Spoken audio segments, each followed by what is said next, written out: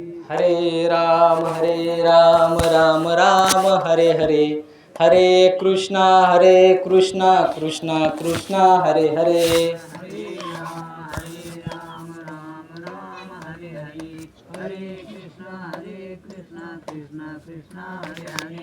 हरे राम राम हरे हरे, हरे कृष्णा कृष्णा कृष्णा हरे हरे।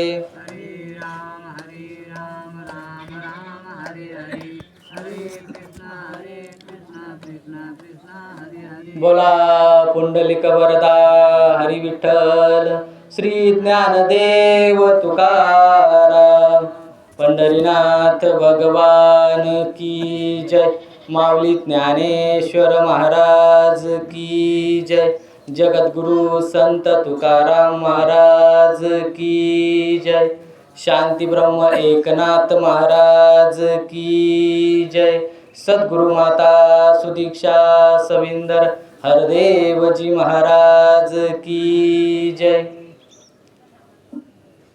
जैसे जीर्ण वस्त्र सांडीजे मग नूतन वेडीजे, तैसे देहांत राते स्वीकारीजे चैतन्यनाथे, यंत प्रविश्य मम वाचमिमां प्रसुप्तं, संजीवयत्य कलशक्तिधर स्वधाम्ना, अन्यांशास्तचरणश्रवणत्वगादीन् प्राणान्नमो भगवते पुरुषाय तुभ्यं, पांडुरंगा करू प्रथम नमन, दुसरे चरण संतांचिया, ज्यांच्या कृपादाने कथेचा विस्तारू, बाबाजी सद्गुरु दास तुका, अलंकापुरी रम्य सिंहासनस्थं, पदंबुज तेजस्फुदिकं प्रदेशं, विनींद्रान्दिदेवे सदा स्तूयमानं, समाधिस्थमूर्तिं भजे ज्ञानदेवं, नमो ज्ञानेश्वरा, निवृत्ती उदारा सोपान देवा, मुक्ताबाई नमो त्रिभुवन पावनी, आद्यत्रय जननी देवाचिये, मनोजवं मारुततुल्य वेगं, जितेंद्रियं बुद्धिमत्तां वरिष्ठं, वातात्मजं वानरयुतमुख्यं, श्रीरामदूतं शरणं प्रपद्ये, सेवेलागी सेवक झालो तुमच्या लागलो निज चरणा, अहो स्वामी तुकया देवा, यावरीही न करावा अवेरू, ब्रह्मानंदं परमसुखदं केवलं ज्ञानमूर्ती, द्वंद्वातीतं गगनसदृश्यं तत्त्वमस्यादिलक्ष्यम्, एकं नित्यमिमलमचलं सर्वधी साक्षीभूतं, भावान्तीतं त्रिगुणरहितं सद्गुरुं तं नमामि। जैसे जीर्ण वस्त्र सांडीजे मग नूतन वेडीजे, तैसे देहांत राते स्वीकारीजे चैतन्यनाथे। प्रस्तुत स्थळी प्राप्त प्रसंगी प्रवचनरूपी सेवेकरता निवडलेली ओवी ग्रंथराज ज्ञानेश्वरी, अध्याय 2, 144 क्रमांकाची ही ओवी आहे। आणि या ओवीचा साधारण अर्थ असा आहे की जेवढं रेड्याला कळालं माऊली ज्ञानवरायांच्या, तेवढं जरी कळालं तरी जीवनाचं सार्थक झाल्याशिवाय राहणार नाही। जैसे जीर्ण वस्त्र सांडीजे, की ज्याप्रमाणे मनुष्य जीर्ण झालेले वस्त्र, खराब झालेले वस्त्र, मळालेले वस्त्र टाकून देतो आणि नवीन वस्त्र परिधान करतो, त्याचप्रमाणे हा जीवात्मा देखील एका शरीरातून दुसऱ्या शरीरामध्ये प्रवेश करत असतो, असा या ओवीचा साधारण अर्थ आहे। प्रस्तुत स्थळी या ठिकाणी कैलासवासी बाबूराव महादुनालकर यांचं बुधवार दिनांक 17 जून 2026 रोजी वृद्धापकाळाने निधन झालं। दुपारी 2 वाजेच्या सुमारास त्यांना देवाज्ञा झाली। त्यांचा शुक्रवारी दावा सुद्धा आला। आज त्यांचा 13व्याचा हा विधी शेवटचा विधी आहे। या विधीला संपन्न संस्कार असं सुद्धा म्हटलं जातं। या निमित्तानं ही जी प्रवचन सेवा माझ्या वाट्याला आली, खऱ्या अर्थानं या नालकर परिवार आज सर्वजण, नातेवाईक असतील, पूर्ण परिवार असेल, या दुःखात सहभागी आहे। नातेवाईकसुद्धा सहभागी आहे। आणि या निमित्तानं ही सेवा करण्याची संधी सगळ्या साधू संतांच्या, तुम्हा सर्व मायबापांच्या कृपा आशीर्वादाने खऱ्या अर्थानं या ठिकाणी मला प्राप्त होत आहे। खरोखर भाग्याची गोष्ट आहे। जन्मोजन्मी आम्ही बहुपुण्य केले, तेव्हा या विठ्ठले कृपा केली आणि खऱ्या अर्थानं असा योग या ठिकाणी घडून आला। नालकर पाटील परिवार आज खऱ्या अर्थानं हा 13व्याचा जो कार्यक्रम या ठिकाणी आयोजित केला, मला बोलवलं, खरोखर या नालकर परिवाराचे आभार आहेत. सर्व तुम्ही उपस्थित या ठिकाणी भजनी मंडळसुद्धा आहे, आमचे वडील आहेत, बाकीचे मामासुद्धा या ठिकाणी उपस्थित आहे, सर्व नातेवाईक आहेत. या निमित्तानं तुम्हा सगळ्यांच्या दर्शनाचा योग या ठिकाणी आला, ही संधी प्राप्त झाली. या तुम्हा सर्वांच्या चरणाला स्पर्श करून या सेवेला सुरुवात करत आहे. ज्याप्रमाणे हा सद्गुरू निराकार ईश्वर परमात्मा सेवा करून घेईल त्याप्रमाणे आपल्यासमोर सेवा करण्याचा या ठिकाणी योग आलाय, तर त्या पद्धतीने सेवा या ठिकाणी करण्याचा प्रयास करत आहे. या ओवीच्या माध्यमातून ज्ञानेश्वर माऊली तुम्हाला त्या आत्म्याचं महत्त्व सांगतायत. जैसे जीर्ण वस्त्र सांडीजे मग नूतन वेडीजे, तैसे देहांत राते स्वीकारीजे चैतन्य नाते. की हा आत्मा जो आहे, हा भगवंताचा अंश जो आहे, ममवांशे मी जीवलोके जीवभूता सनातना मना षष्ठानींद्रियानी प्रकृतीस्थानी कर्षती. की प्रत्येक व्यक्तीमध्ये, प्रत्येक मनुष्यामध्ये, प्रत्येक प्राण्यामध्ये तोच आत्मा आहे, भगवंताचा तोच अंश आहे. आणि हा भगवंताचा अंश, हा आत्मा कधी या देहाचा त्याग करेल हे सांगता येणार नाही. आणि म्हणून त्याला आपण म्हणतो देवाज्ञा झाली. देवानी आदेश दिला, देवानी आज्ञा दिली की आता हे शरीर जीर्ण झालंय. ज्याप्रमाणे आपण अंगावरचे कपडे मळाले की धुवायला टाकतो, मामा खराब झाले फाटले तर धुवायला टाकतो, फेकून देतो, नवीन धारण करतो, त्याप्रमाणे हा आत्मा सुद्धा एका शरीरातून दुसऱ्या शरीरामध्ये जात असतो. मग सरळ सरळ अर्थ काय की या देहाचा काही एक भरोसा नाहीये. हे जीवन जे आहे हे क्षणभंगूर आहे. संत म्हणाले नाही भरोसा या देहाचा, जाईल श्वास कधी काळी, अवतार म्हणे जर मिळेल साधू, चरण धूळ लावी बाळी. क्षणाचा भरोसा नाहीये. आपण म्हणू की काल या माणसासोबत आपण बोललो, बसलो, चहा घेतला, राम राम घातला, पण दुसऱ्या दिवशी तो माणूस आपल्याला दिसत नाही. सहज आपण बोलतो, अरे रात्री आम्ही सोबत चहा घेतला, रात्री ह्या टपरीवर आम्ही उभा होतो, पण माणूस दुसऱ्या दिवशी असेल का नाही याची काही शाश्वती नाहीये. म्हणून हा देहातला श्वास जोपर्यंत आहे तोपर्यंत सर्व कार्य करून घ्यायचे, तोपर्यंत परमात्म्याची प्राप्ती करून घ्यायची, भगवंताची प्राप्ती करून घ्यायची, भजन करायचं, कीर्तन करायचं. ज्या गोष्टीसाठी आपल्याला मनुष्य जन्म मिळालेला आहे ती गोष्ट म्हणजे केवळ ईश्वर प्राप्ती आणि प्रभू परमात्म्याची जाणून भक्ती याचसाठी केला होता अट्टास शेवटचा दिवस गोड व्हावा. की शेवटचा दिवस गोड करायचा आहे आणि शेवटचा आपला दिवस कोणता आहे हे कोणालाही सांगता येणार नाही. बरोबर एक नाही माम, कोणाला सांगता येईल का माझा शेवटचा दिवस आज आहे का उद्या आहे? नाही सांगता येणार. शेवटचा दिवस कोणालाही सांगता येणार नाही. म्हणून आजच त्या परमार्थाला सुरुवात करायची.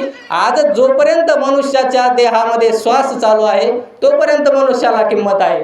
पहा, देहातला जर श्वास निघून गेला तर काय किंमत आहे का? काहीच किंमत नाहीये.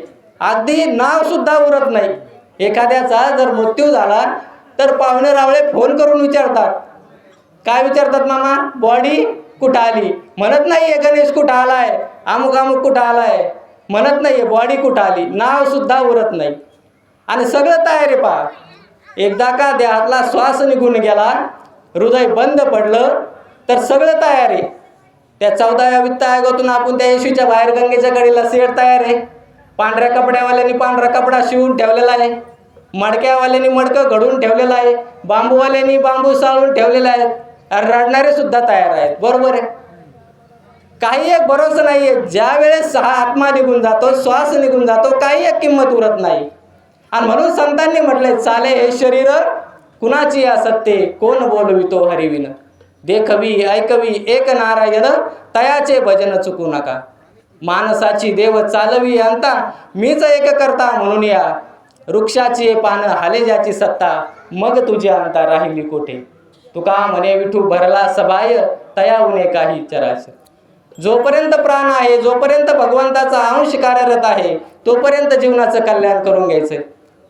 आपण म्हणतोय मी केलंय, हे सर्व काही मी केलंय, हे उभा मी केलंय, शेती मी घेतली, घर मी बांधलंय, पण ती शक्ती वेगळीच आहे. साथ आपल्याला जरी कान असले, आपल्याला तोंड असलं, परंतु तो बोलणारा, तो ऐकणारा, तो धनी काही वेगळाच आहे. आपण म्हणू का मला तोंड आहेत म्हणून मी बोलतोय, मला कान आहेत म्हणून मी ऐकतोय, मला हात आहेत म्हणून कार्य करतोय. मला डोळे आहेत म्हणून मी पाहतोय. मग असं जसं असेल मामा, तर मग मुर्दा शरीरावर सुद्धा हात असतात ना, तो का कार्य करत नाही?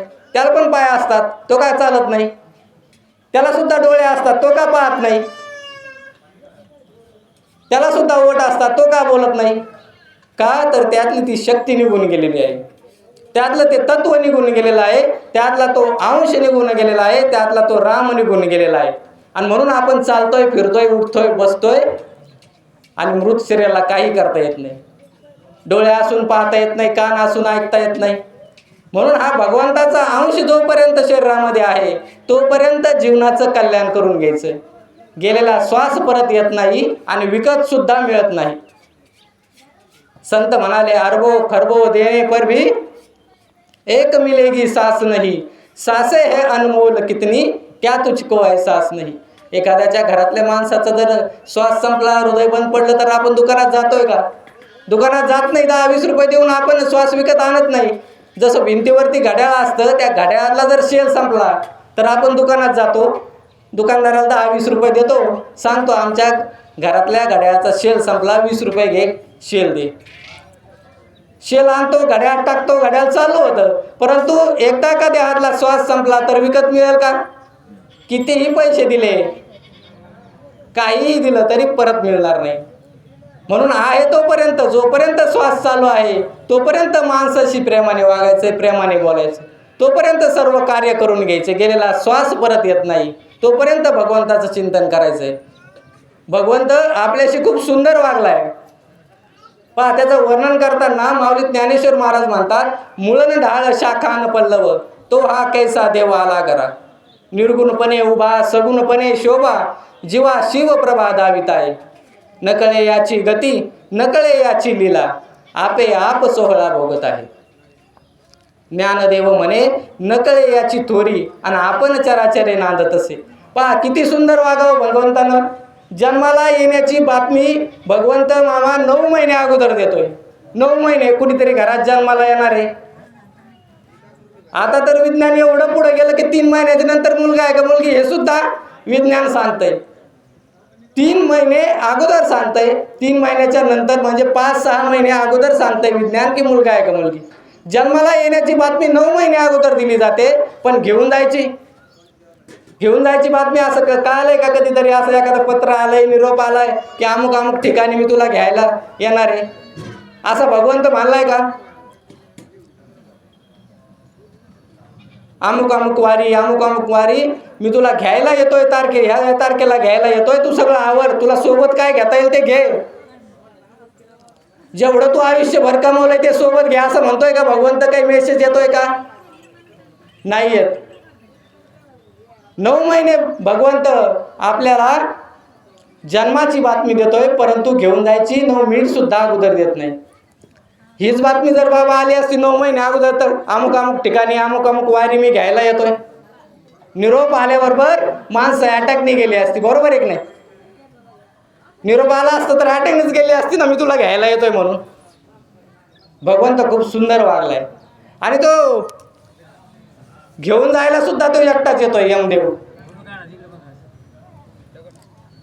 त्यानं काय आपल्यासारखी 4-2 माणसं बरोबर ठेवली नाही. आपल्यासारखी 4-2 माणसं यमाने बरोबर ठेवली का? आपल्यासारखी माझ्यासारखी कामाला ठेवली असती 4-2 माणसं, तर मी काय म्हणलो असतो, तुला आहे ना पुढच्या महिन्यात घेऊन जातो, मला 50,000 दे. पण ती सोय उपलब्ध नाही आहे मायबापांना. भगवंत सुंदर वागलाय आपल्याशी आणि तो पापाचा हिशोब घ्यायला सुद्धा एकटाच बसलेला आहे चित्रगुप्त. आणि गेल्याबरोबर आपल्याला प्रश्न विचारणार आहे, रात्र गेली, दिवस गेले, आयुष्य गेले, जन्माये उनी काय केले. की बाबा रात्र गेलीये, दिवसही गेले, आयुष्य चाललंय, मग तू जन्माला येऊन काय केलंय?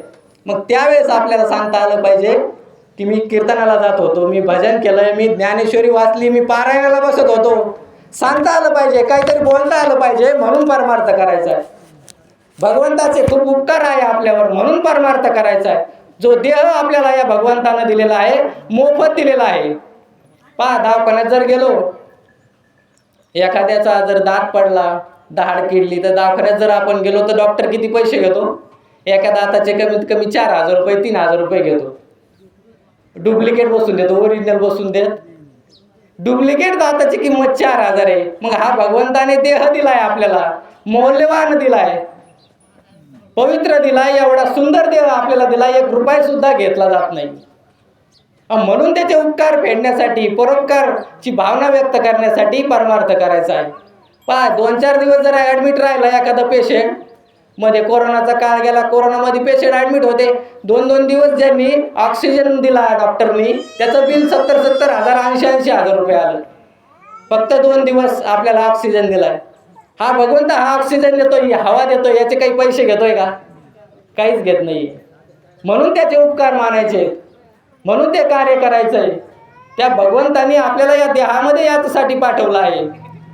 याच जन्मी किंवा मनुष्य जन्मी तरी साधी नारायण, नाहीतर हीन पशु. जर या जन्मामध्ये येऊन जर ते साध्य केलं नाही, ते प्राप्त केलं नाही, तर जनावरांमध्ये आणि आपल्यामध्ये काही एक फरक नाही.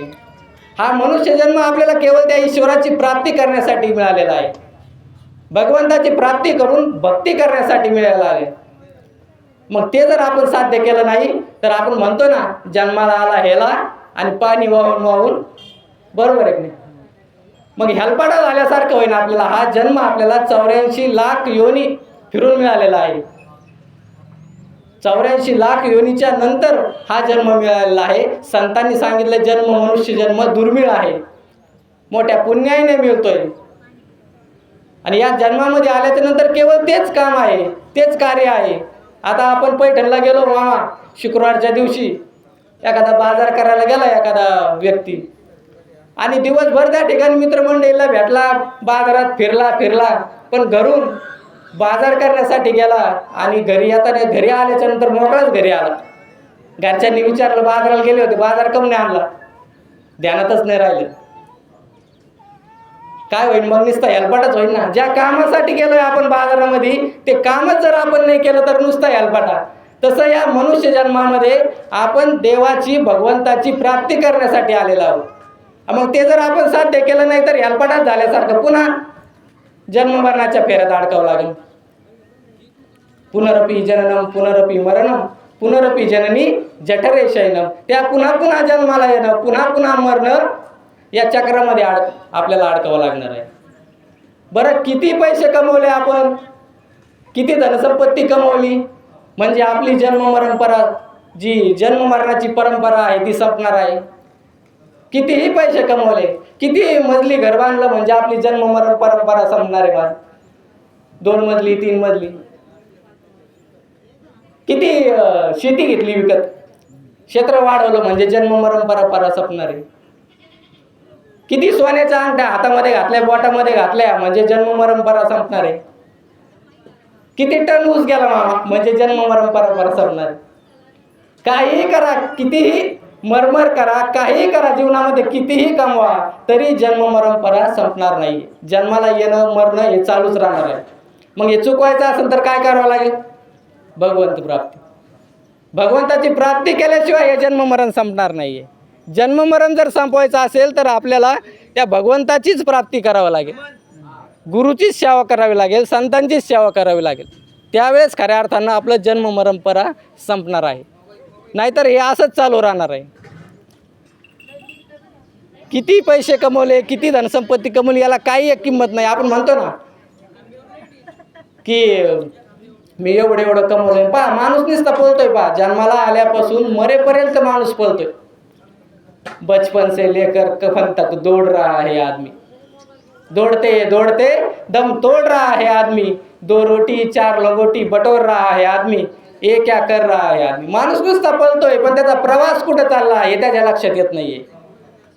पळतोय माणूस, सकाळी उठल्यापासून पळतोय, संध्याकाळपर्यंत काम करतोय, पण त्याचा प्रवास जो आहे तो स्मशानाच्या दिशेने चाललाय हे मात्र त्याच्या लक्षात येत नाही. हे सत्य तो विसरलाय की आपल्याला एक दिवस जायचंय, हे विसरून जातोय. त्याच्या डोक्यात फिट बसलेला आहे की आपण आलोय जन्माला, आता परमनंट आपण इथंच. मग असं जर असतं, त्याला जाणीव जर असती सत्याची, तर तो सगळ्यांशी प्रेमाने वागला नसता का? सगळ्यांशी चांगली वागणूक त्याची नसती का? तरी माणसं वाद घालतात, तरी माणसं एकमेकाविषयी द्वेष मनामध्ये असतो. काही परिवारामध्ये भावाचं पटत नाही, जावाचं पटत नाही, गावागावाचं पटत नाही. कशामुळे पटत नाही तर त्याची जाणीव नाही, सत्याची जाणीव नाही की मी आलोय, मला जायचंय. मुठ्ठी बांध के आया जग में हात पसारे जाएगा. काहीच घेऊन आलो नाही आपण सोबत, आणि सोबत नेणार सुद्धा काहीच नाही. फक्त ज्या गोष्टी आहेत सगळ्यांशी प्रेमाने वागलेल्या, प्रेमाने बोललेल्या, भगवंताचं नामस्मरण, चिंतन, भगवत भक्ती, याच गोष्टी सोबत येणार आहे. त्याच्याशिवाय इतरत्र काही एक सोबत येणार नाही.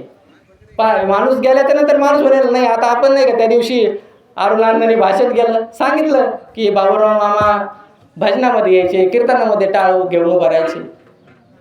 दुसरं काय पाठीमागं राहिले? काहीच नाही राहिलं ना, सगळं गेलं. सोबत काही घेऊन गेले नाही, परंतु नाव पाठीमागं जर ठेवायचं असेल तर काहीतरी कार्य करावं लागेल. किमान 4 लोक म्हटले पाहिजे की नाही बाबा हो कीर्तनात येऊन बसत होता, ज्ञानेश्वरी वाचली. मलाही माहिती त्यांनी ज्ञानेश्वरी वाचत होती, त्यांच्याच हातातली ज्ञानेश्वरी ग्रंथ असेल कदाचित. काहीतरी केल्याशिवाय मागं नाव उरत नाहीये. सोबत फक्त तेवढंच जाणार आहे, इतरत्र काही एक सोबत जात नाही. मग जन्माचं जर जीवनाचं या मनुष्य देहाचं सार्थक करायचं असेल तर एक पर्याय आहे भगवत प्राप्ती. भगवंताच्या प्राप्तीशिवाय काही एक साध्य होणार नाही.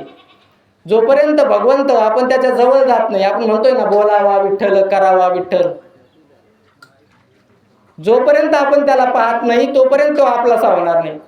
भगवंताचं जर आपल्याला दर्शन घ्यायचं असेल, कमीत कमी बालाजीच्या मंदिरात जाऊन बसावं लागेल की नाही? त्या ठिकाणी जाऊन हात जोडावं लागते ना, इथूनच कसं दर्शन होणार आहे? ठीक आहे, साधू संतांनी सांगितलंय परमेश्वर जळी स्थळी आहे, काष्टी पाषाणी आहे, सर्वत्र भरलेला आहे, इकडं आहे तिकडं आहे, सर्वत्र आहे.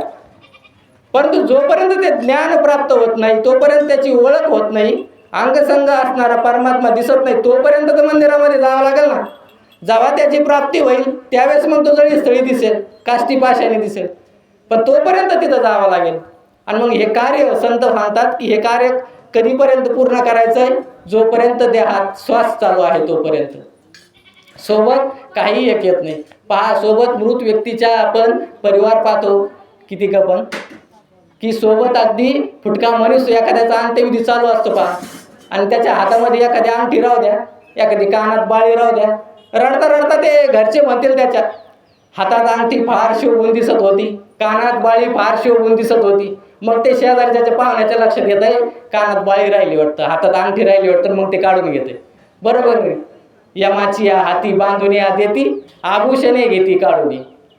आपलेच असणार आहेत जे आपल्याला अग्नी देणार आहेत, आपलेच असणार आहेत आपल्याला यमाच्या हवाली करून देणार आहेत. कोणी नाही कुणा, संत म्हणायत ना, नाही कुणाचे कुणी तुझे नवे रे कोणी, अंती जाशील एकला प्राण्या माझे माझे म्हणून. माझे माझे म्हणून एक दिवस जाणार आहेस. मग तरी आयुष्यभर माझी गाडी, माझी माडी, माझी बैलजोडी, माझी साडी, माझी दाढी, ऐक ना, आयुष्यभर माझं माझं करतोय ना. जोपर्यंत ते सत्य जाणलं जात नाही, जोपर्यंत तो परमात्मा त्या ओळख होत नाही त्या देवाची, ती भक्तीची आपल्याला पहिली पायरी माहिती होत नाही, तोपर्यंत हे असंच चालू राहणार आहे. त्यासाठी भगवंतांनी संतांनी सांगितलंय की बाबा तुम्ही संतांच्या सानिध्यामध्ये जा, त्या ईश्वराची प्राप्ती करून घ्या. आणि ईश्वराची प्राप्ती कुठं होती तर संतांच्या सानिध्यामध्येच होती. हरिप्राप्तीसी उपाय अभंग सुंदर आहे. धरावे संतांचे ते पाय, तेने साधती साधने तुटती भवाची बंधने. संता विना प्राप्ती नाही, ऐसे वेद देती ग्वाही, एका जनार्दनी संत पूर्ण करीती मनोरथ. ते संत जे असतात ते मनोरथ पूर्ण करत असतात, भगवत प्राप्तीची खऱ्या अर्थाने आपल्याला जाणीव करून देत असतात, त्या भगवंताची ओळख करून देत असतात. आणि मग आपल्या भक्तीला सुरुवात होते.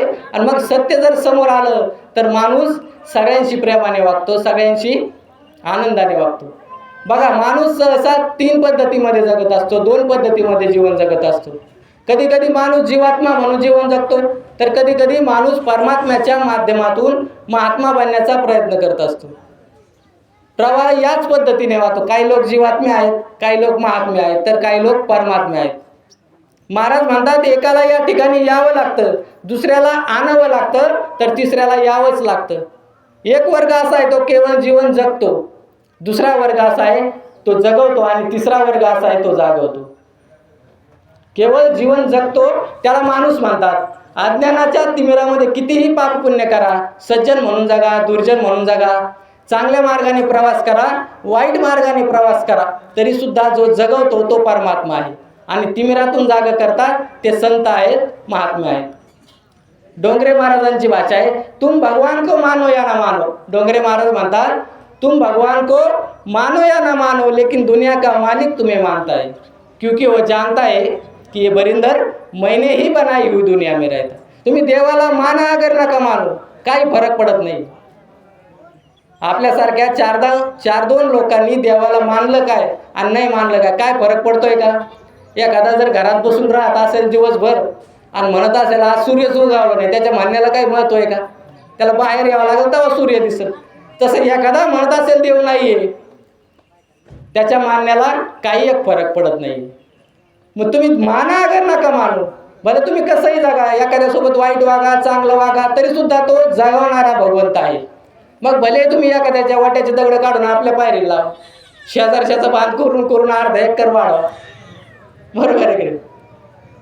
शेजारच्या उसाला तोड आली म्हणून त्याच्या रस्त्यात पाणी सोडा, काही करा, कसंही जागा, तरी सुद्धा जो जगवतो तो परमात्मा आहे. आणि तिमिरातून जागा करतात ते संत आहेत, महात्मे आहेत. आणि म्हणून संतांच्या सानिध्यात जाणं गरजेचं आहे. जोपर्यंत संतांच्या सानिध्यात जात नाही तोपर्यंत जीवनाचं सत्य कळणार नाही. आयुष्य एका दिवसाने कमी होत चाललंय आणि जीवन हे श्वासावर आधारित आहे. पहा, प्रत्येकाचं जीवन श्वासावर आधारित आहे. श्वास म्हणजे आत्मा, आत्मा म्हणजेच भगवंताचा अंश. जीवन श्वासावर आधारित आहे.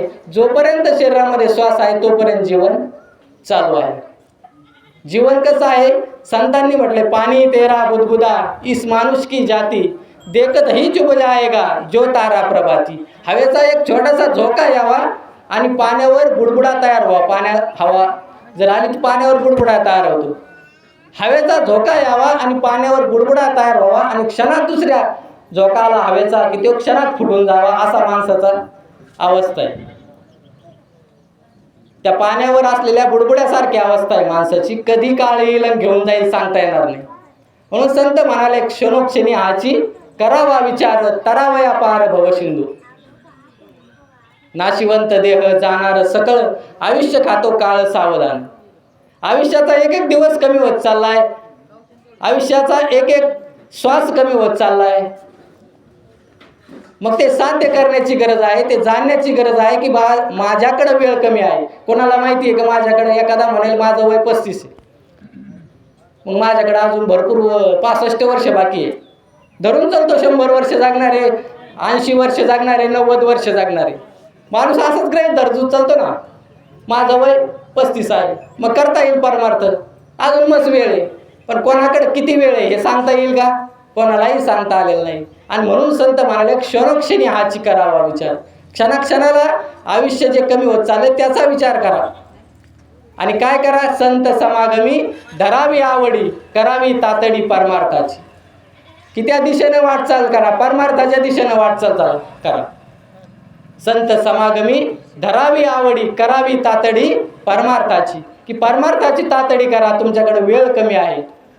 जोपर्यंत परमार्थाची तातडी करत नाही, जोपर्यंत भगवंत आणि भक्त याची भेट होणार नाही.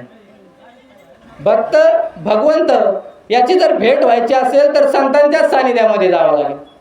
आणि म्हणून संतांनी लिहून ठेवलंय, संत जोपर्यंत जीवनामध्ये येत नाही तोपर्यंत खऱ्या देवाची ओळख आपल्याला होणार नाही.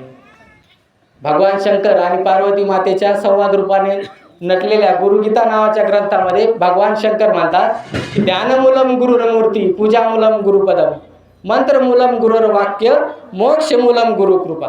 की ध्यानाचे मूळ ही गुरुची साकार मूर्ती आहे, मंत्राचे मूळ गुरुचे वचन आहे, पूजेचे मूळ गुरुचे चरण आहेत, तर मोक्षाचे मूळ गुरुकृपा आहे. मोक्ष जर हवा असेल तर गुरुकृपा व्हायला हवी. गुरुकृपा व्हायची असेल तर संतांच्या सानिध्यात जावं लागेल. आणि जोपर्यंत संतांच्या सानिध्यात जात नाही तोपर्यंत भगवंत प्राप्ती होत नाही. आणि भगवंत प्राप्त जवळ होत नाही तोपर्यंत खऱ्या अर्थानं जन्म मरणाचा फेरा चुकवा जाणार नाही. या ओवीचा सांगण्याचा भावार्थ तोच आहे माऊली ज्ञानोबरायांचा, की बघा आता असणारा परमात्मा जो आहे भगवंताचा अंश आहे आणि याला काही एक होत नाहीये. भलं शरीर आपलं लहानाचं मोठं होईल, मोठ्याचं वृद्ध होईल, चेहऱ्यावर सुरकुट्या पडत्याल, नाश होईल, तुटन फुटन, परंतु याच्यात आत असणारा जो आत्मा आहे तो तुटत नाही, फुटत नाही. नैनम छिंदती शस्त्राणी नैनम दहती पावका न चैनम क्लेदयन त्यापो न शोषयती मारुता. आत्मा कसा आहे, ज्याला शस्त्र कापू शकत नाहीये, पाणी भिजवू शकत नाहीये, अग्नी जाळू शकत नाहीये, हवा सुकवू शकत नाही, असं हे तत्व आहे. असा हा आत्मा आहे आणि हा अनादिकाल टिकणारा आहे. तो फक्त शरीर बदलत असतो, एका शरीरातून दुसऱ्या शरीरामध्ये जात असतो. एकदा का या शरीरातून गेला तो दुसरं शरीर प्राप्त करतो, परंतु तो जो प्रवास आहे, आता हा या ठिकाणी कार्यक्रम संपन्न होतोय 13व्या दिवशीचा, याचं काय महत्त्व? 13 दिवशी आपण 13वा साजरा करतोय, 10व्याच्या दिवशी 10वा साजरा करतोय.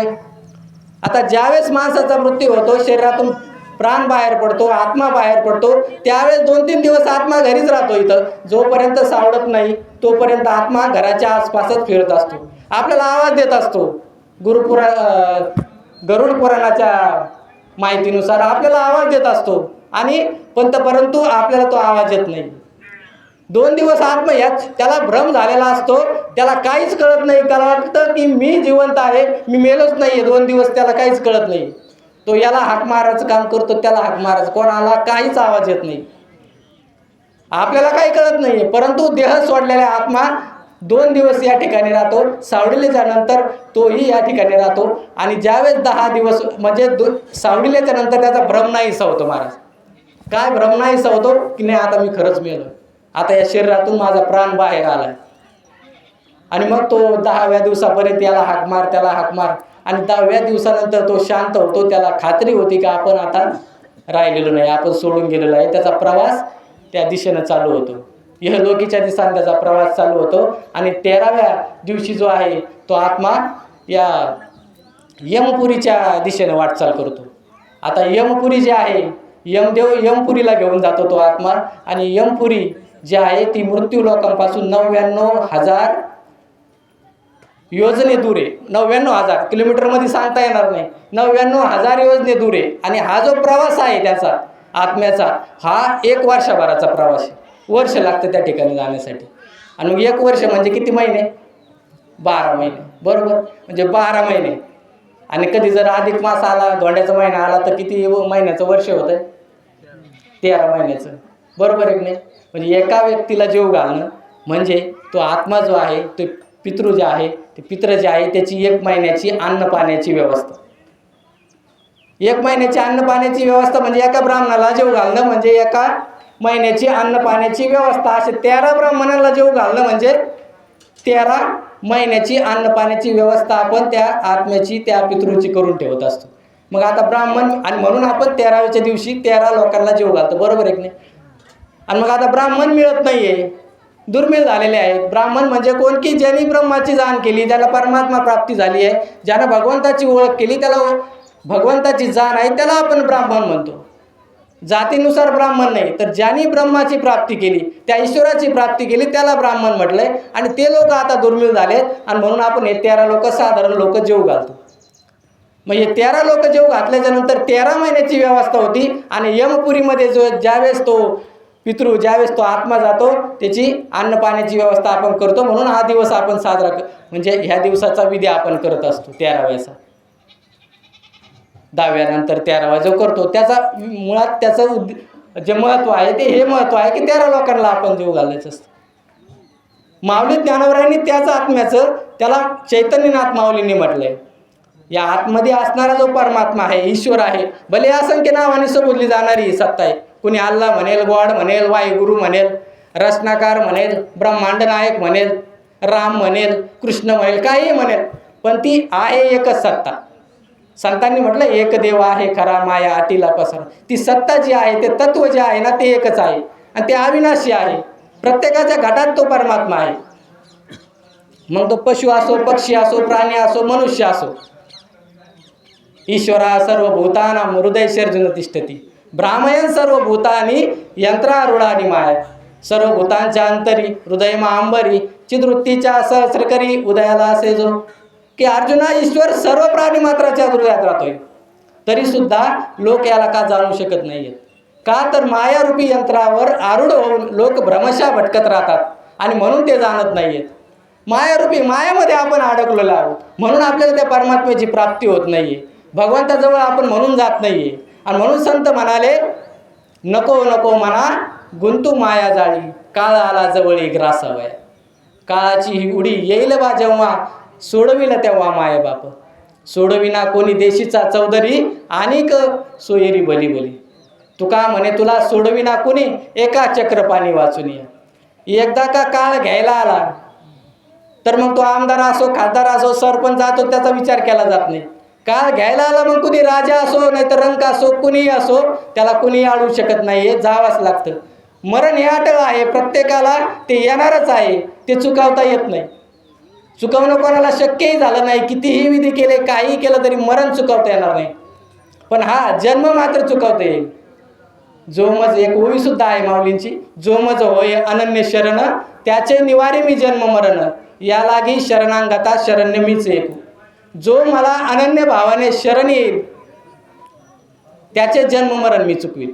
अनन्य भावाने म्हणजे सर्व धर्माचा त्याग करून, सर्व भावाने, प्रेमळ भावनेने सर्व धर्माचा त्याग करून, सर्व धर्मान परित्यज मामेकम शरणं व्रज, अहम त्वा सर्व पापेभ्यो मोक्षयिष्यामि मा शुचा. की सर्व भावाने जो ईश्वराला शरण जाईल त्याचं जन्म मरण चुकवणार आहे, त्याचं जन्म मरण चुकवल्या जाणार आहे. जन्म मरण म्हणजे आता तुम्ही म्हणाल की आता भगवंत प्राप्ती केली म्हणजे मरण नाही का? मरण निश्चित आहे, परंतु जन्म चुकवल्या जाणार आहे. कारण मरणाची भीती प्रत्येकाला आहे. कोणी असा व्यक्ती नाही आहे की त्याला मरणाची भीती नाही आहे.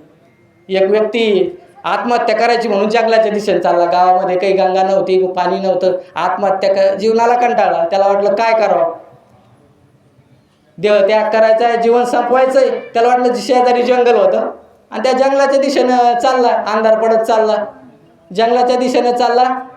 या ठिकाणी गेल्याच्या नंतर त्याला वाटलं यात प्राणी आहेत, मोठे वाघ आहेत, सिंह आहेत, मला खाऊन घेतील. माझ्या आत्महत्येचा जो निर्णय आहे तो साध्य होईल, मला आत्महत्या करता येईल.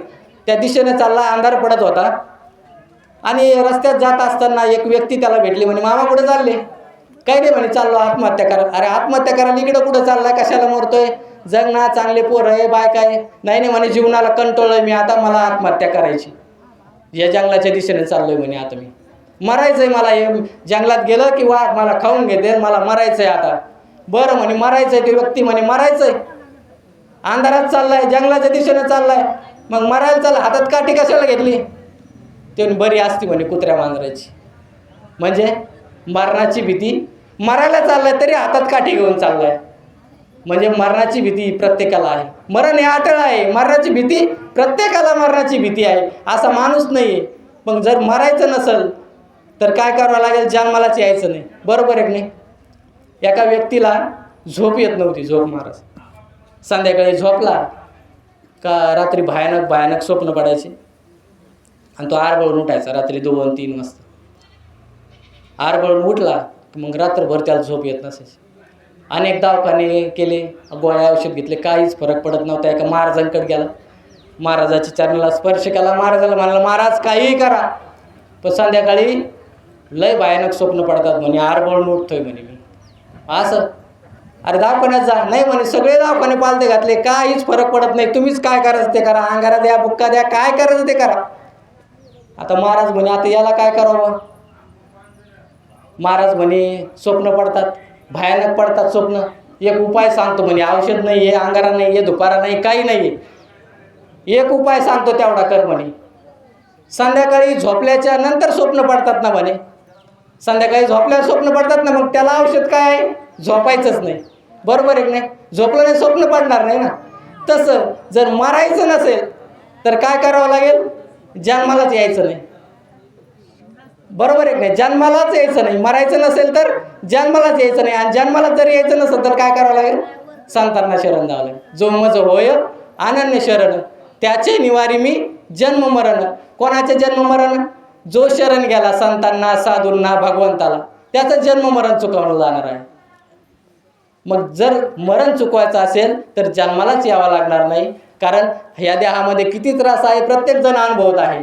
कारण जे दुःखाचं मूळ जे आहे ते संतांनी सांगितलं, जन्म हा मनुष्य जन्म म्हणा, इतर जन्म म्हणा, 84 लाख योनी, कोणत्या कोणत्या जन्मातून आपण इथपर्यंत आलेलो आहोत. ही संधी आहे आपल्याला की जन्म मरण चुकवण्याची, भगवंत प्राप्ती करण्याची. एखाद्या आपण आता या ठिकाणी बैल आहे गाय बांधलेली यांना म्हणतोय का आपण चला कीर्तनाला, कीर्तन आहे असं नाही काही मंदिरामध्ये, नाही म्हणत त्याला. एखाद्या शेळीला म्हणत नाही, माणसालाच म्हणतो चला कीर्तन आहे. या ठिकाणी आता कृष्णा भाऊने आलंसिंग केली की प्रवचनाला सुरुवात करायची, सर्व टाळकरी मंडळी या ठिकाणी या, भाविक भक्त या. जनावराला दिलाय का आवाज या ठिकाणी येऊन बसा म्हणून? माणसालाच दिलाय ना, कारण तो अधिकार माणसाला आहे, भगवंत प्राप्तीचा अधिकार माणसाला आहे. इतरत्र कोणत्याही पशुपक्ष्याला तो अधिकार नाही. याच जन्मामध्ये पहा, आणि याच जन्मामध्ये मनुष्य तक्रार करतोय. एखाद्या प्राणी तक्रार करत नाही, एखादा पशु करत नाही. पहा, एखादा कुत्रा रस्त्याने चाललाय आणि त्याला एखाद्या गाडीने धडकवलं. आता त्या गाडीने धडकवलं, ते मरण पावला. त्या ठिकाणी 4 कुत्रे जमा झाले आणि त्या कुत्र्याने पोलीस स्टेशनमध्ये तक्रार दिली. असं घडलंय का कधी? ती एक ग्रहस्थ काय करत असतो, याला मोटरसायकलला काठी बांधतो आणि त्याला त्या कोंबड्या लटकून नेत असतो. कोण नेतो आपल्याला माहिती आहे, कोण नेत असतो. कोंबड्या उलट्या सुलट्या सगळ्या लटकून नेतो बांधून. त्या कुठं चालल्या काय आपल्या सगळ्याला माहिती आहे. पण त्या कोंबड्याला तक्रार करता येते का बाबा माझ्या शेवटचा प्रवास आहे, मला व्यवस्थित घेऊन जा? तक्रार करता येते का? नाही करता येत तक्रार. मनुष्यालाच तक्रार करता येते, कारण तो अधिकार मनुष्याला आहे. भगवत भक्तीचा असो, कोणती प्रार्थना करण्याचा तो अधिकार जो आहे तो याच जन्मामध्ये, आणि भगवंताला शरण जाण्याचा अधिकार फक्त मनुष्य जन्मामध्ये आहे. म्हणून मनुष्य जन्माला श्रेष्ठत्व मानलं गेलेलं आहे, दुर्मिळ मानलेलं गेलं आहे. एवढ्या लाख योनीतून हा जन्म मिळाला आहे, हे आपलं खऱ्या अर्थानं भाग्य आहे. आणि म्हणून या ठिकाणी खऱ्या अर्थानं आपल्याला ती संधी प्राप्त होत आहे, असा दरबार लाभत आहे. भगवत प्राप्तीचा, भगवंताचे काही विचार ऐकण्याचा या ठिकाणी आपल्याला अवसर प्राप्त होत आहे. खऱ्या अर्थानं भाग्याची गोष्ट आहे की भक्तीमध्ये, जीवनामध्ये जोपर्यंत परमात्मा नाही, त्याची ओळख नाही, तोपर्यंत जीवन सुरू होणार नाही. जोपर्यंत तो ईश्वर आपण अनुभवत नाही, तो भगवंत जोपर्यंत संतांचं साहित्य वाचत नाही, तोपर्यंत आपल्याला ते अनुभवता येणार नाही. आज माणसामध्ये प्रेम नाही आहे, भावकीमध्ये प्रेम नाही आहे, भावामध्ये प्रेम नाही आहे. ते प्रेम जर आपल्याला टिकून ठेवायचं असेल तर आपल्याला ते अंतिम सत्य आहे, ते विश्वास, जो अंतिम सत्य आहे आपल्याला ते विश्वासात घेणं गरजेचं आहे. कारण अविनाशी परमात्मा हा आपल्या घटामध्ये बसून कार्य करतोय. तो सत्य जोपर्यंत आपण जाणत नाही तोपर्यंत आपण सगळ्यांशी प्रेमाने वागणार नाही. माऊली ज्ञानेश्वर महाराज समाधी घ्यायला निघाले तर निवृत्तीनाथ रडायला लागले. त्यांच्याजवळ सोबत नामदेव महाराज होते. ते म्हणे, अहो निवृत्तीनाथ, असे असंख्य तारे आकाशामध्ये येतात, लवलवतात, चमकतात, निघून जातात, आकाशाला त्याचं काय? निवृत्तीनाथ म्हणतात, नामदेवा, ज्ञाना माझा शिष्य आहे. ज्ञानाचं आणि माझं नातं कालही होतं, आजही आहे आणि उद्याही असणार आहे. पण भाऊ म्हणून जे सगुण रूप पाहायला मिळतंय ना, ते आता यापुढे मिळणार नाही. म्हणून डोळ्यात पाणी आलं. पहा किती भावाबद्दलचं प्रेम. आणि आपण म्हणतो 10 वर्ष झाले भावाच्या दारात गेलो नाही, 20 वर्ष झाले बहिणीच्या दारात गेलो नाही. अरे ती गेल्यावर जाशील, साडी चोळी घेऊन जाशील, शेवटचा आहेर घेऊन जाशील, ती नसणार आहे पाहायला. म्हणून माणसाने आहे तोपर्यंतच माणसं जपली पाहिजे, आहे तोपर्यंतच नाती जपली पाहिजे. आपण कंपाऊंडच्या भिंती एवढ्या वाढवल्यात 8-8, 10-10 फूट का? तर सकाळी उठल्याच्या नंतर भावाचं तोंड दिसलं नाही पाहिजे. बरोबर आहे की नाही? भावाचं तोंड दिसलं नाही पाहिजे, प्रेम राहिलं नाही. प्रभू रामचंद्रजी वनवासाला निघाले आणि रस्त्यात जात असताना सीतामाता, लक्ष्मण जंगलाच्या दिशेने चालले, जंगलामधून चालले. वनदेवी त्यांना प्रसन्न झाले प्रभू रामचंद्रजींना. वनदेवी म्हणे, काय वर मागायचं आहे, काय मागायचं ते मला मागा म्हणे, तुम्हाला सर्व काही देईल म्हणे. रामचंद्रजी म्हणे, अरे मला काय लागतं, काहीतरी मागा म्हणे, माझी सेवा म्हणून मागा. रामचंद्रजी म्हणे, काय कर, आता आम्ही चाललोय ना, त्या रस्त्यातले काटे तेवढे नाहीसे करायचे, वेचायचे म्हणे. वनदेवीला सांगितलं नाहीसे करायचे. रामायणातली प्रसंग आहे, नाहीसे करायचे ते काटे. वनदेवी म्हणे, प्रभू रामचंद्रजी तुम्ही कोणत्या दिशेने जाणार आहे, कोणत्या रस्त्याने जाणार आहे ते मला सांगा, म्हणजे मी त्या रस्त्यातले काटे वेचीन. प्रभू रामचंद्रजी म्हणले, मी ज्या रस्त्याने जाणार आहे ते तुला आधी सांगत नाही. मी ज्या रस्त्याने जाईन ना, माझ्या मागचे काटे वेचायचे म्हणे, माझ्या मागचे काटे वेचायचे. वनदेवी म्हणे, असं का? तुम्ही जर पुढे चाललाय परत तुम्हाला या रस्त्याने यायचं पण नाही आहे. ते म्हणे, काय आहे, आता मी या रस्त्याने चाललोय तर माझा शोध घेत घेत माझा भाऊ भरत या रस्त्याने येणार आहे आणि त्याला काटे टोचू नये म्हणून हे काटे व्यासायचे. पहा किती भावाबद्दलचं प्रेम.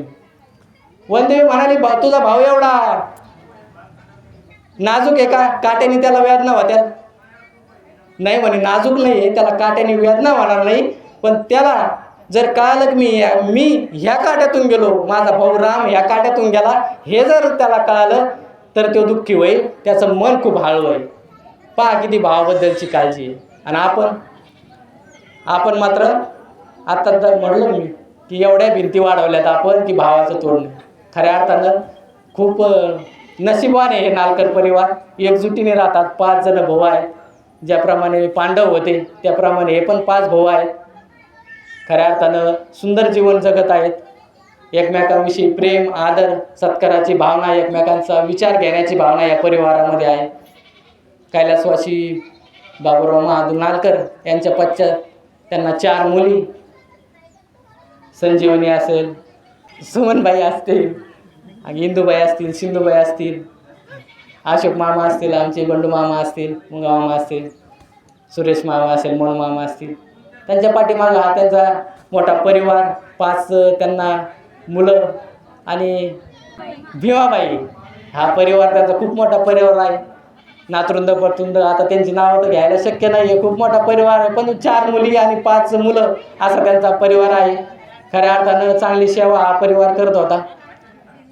त्यांची सेवा त्यांना लाभली. खऱ्या अर्थानं पुण्याचं काम त्यांनी केलं. 5ही मामांनी त्यांची खूप सेवा केली. बहिणींनी सुद्धा म्हणजे मुलींनी सुद्धा सेवा केली. खरोखर आनंदाची गोष्ट आहे. आणि त्यांचा जो प्रवास आहे खऱ्या अर्थानं सुखकर झाला आहे.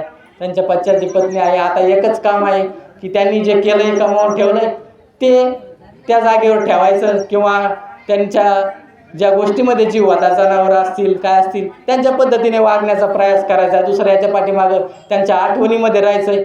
त्यांच्या इतरत्र आपण त्यांचा देह काय मागं आणू शकत नाही आहे, त्यांचा प्राण काय मागं आणू शकत नाही आहे, परंतु त्यांच्या पश्चात त्यांची पत्नी जी असेल, भीमाबाई जे असतात, त्यांनाच आनंदाने सुखाने त्यांचं जीवन कसं व्यतीत करता येईल, त्यांची सेवा कशी करता येईल. वडिलांची सेवा जर आपल्या हातून घडली, पण आईची सुद्धा सेवा अशी घडावी या सर्व परिवाराने खऱ्या अर्थाने ठरवलं पाहिजे. आणि खरोखर हा परिवार तसा आहे, सेवा करण्याचा त्यांचा प्रयास चालूच असतो. खऱ्या अर्थानं मला वाटतं वेळसुद्धा झालेली आहे, कारण बोलणारा किती वेळ बोलत, परंतु समोरच्याची मनस्थिती तशी पाहिजे. बोलणारा 2 तास बोलला, परंतु समोरच्याची परिस्थिती कशी आहे ही सुद्धा मनस्थिती कशी, त्याची जर ऐकायचीच कॅपॅसिटी नसली तर काय बोलणारा काही बोल, एकदा सुरू झाला की त्याचा पट बंद होत नाही. म्हणून या तुम्ही सर्व संत मायबाप कृपावंत आहात. तुम्ही संत माय कैवल्य सागर, मोक्षाचे आगर तुम्हाजवळी, काय सिंहापुढे जम्मुगा आरोळी, मोत्याच्या ओळी काही काज, कल्पवृक्षापुढे कनेरीचे झाड, समुद्राच्या पुढे ओढा काय. तुम्ही सर्व संत मायबाप कृपावंत आहात, दयावंत आहात. खरं तर तुम्हाला उपदेश करणं म्हणजे माझी पात्रता नाही आहे. ज्याप्रमाणे एखाद्या कल्पवृक्षाच्या झाडाला एखाद्या कनेरीच्या झाडानं उपदेश करावा, एखाद्याच्या ओढ्यानं समुद्राला उपदेश करावा, अशी परिस्थिती आहे. पण तुमचा स्वभाव तसा आहे. म्हटलंय ना एका ओळीमध्ये की जैसा स्वभाव मायबापाचा, अपत्य बोले जरी बोबडी वाचा, तरी अधिकची तयाचा संतोष आधी. ज्याप्रमाणे लहान मूल बोबडं जरी बोलत असलं तरी आपण त्याचं कौतुक करतो, बरोबर, बोबडं बोललं तरी पण. तसं या ठिकाणी माझेसुद्धा बोल बोबडे आले असतील, परंतु तुम्ही त्याचं कौतुक केलेलं आहे. ही सेवा खऱ्या अर्थाने साधू संत सद्गुरू माता, माझे सद्गुरू माता निरंकारी सुदीक्षाजी महाराज यांच्या कृपा आशीर्वादाने या ठिकाणी मी खऱ्या अर्थानं बोलतोय. खरोखर सद्गुरूची कृपा आहे, साधू संतांचा आशीर्वाद आहे, ज्ञानोबा तुकारामांची जी शिकवण आहे, तुम्हा सर्व मायबापांचा कृपा आशीर्वाद आहे. या निमित्तानं या ठिकाणी ही सेवा करण्याची संधी प्राप्ती होत आहे. खरोखर वाणीतून तोंडातून काही उचनीच शब्द निघाला असेल तर उदार अंतःकरणानं क्षमा करा. जे चांगलं असेल ते संतांचं होतं, जे वाईट असेल ते माझं होतं असं धरून समजा. शेवटी भगवंताकडे हीच प्रार्थना करूया की या दुःख सावरण्यासाठी या परिवाराला सुद्धा शक्ती मिळावी. सर्व परिवार इथून पुढं त्यांच्या आठवणीत सुखाने समाधानाने राहावं आणि तुम्हा सर्व मायबापांची कृपा माझ्यावर ही अशीच राहावी. शेवटी भगवंताकडे एकच मागूया, हिची दान देगा देवा तुझा विसरण व्हावा, न लगे मुक्तिधन संपदा, संत संग दे सदा, संत संग दे सदा. एकदा भजन करूया.